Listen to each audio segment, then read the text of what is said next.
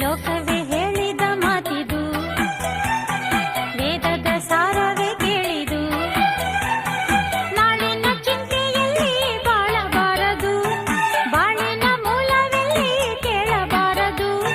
ಪ್ರೀತಿ ಮಾಡಬಾರದು, ಮಾಡಿದರೆ ಜಗಕ್ಕೆ ಹೆದರಬಾರದು. ಅನಾರ್ಕಲಿ ಅನಾರ್ಕಲಿ